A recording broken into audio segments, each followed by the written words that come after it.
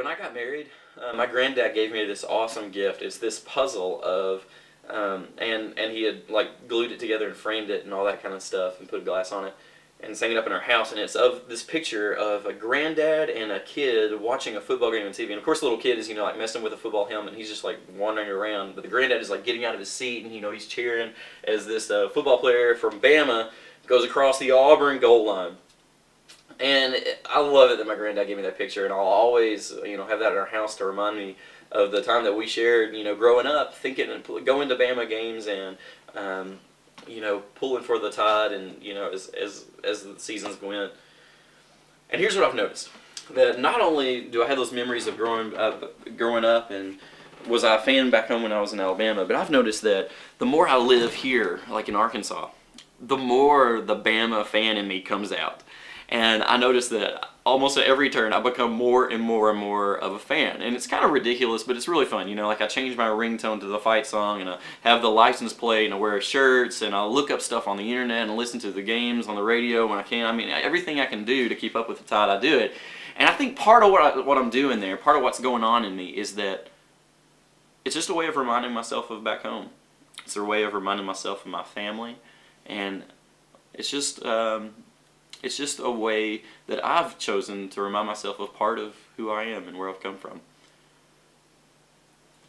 Scripture makes it very clear that we kind of can think of ourselves as Christians as people from a different place.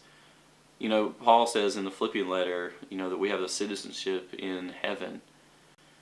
And I think part of what he's doing is he's trying to remind people there in Philippi that Philippi is not their home.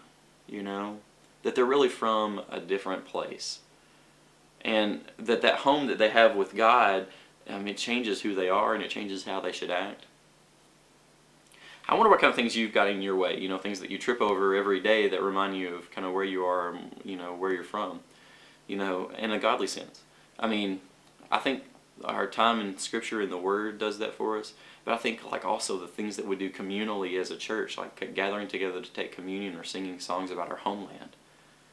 I think those things are things that we can put in our ways, put in our path to remind us of who we are and where we're from.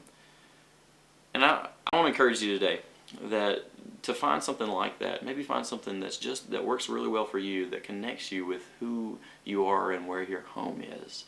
Because I think the more that we get in touch with that, the more we start living in a way that the rest of the world can kind of see their own true home and where they really belong to. And I think it's a way of us testifying to the world about the truth of what God is and what God's really doing and active in the world. I hope God will bless you as you do that, and that you'll become more in touch with the person that He created you to be. God bless, and roll Tide.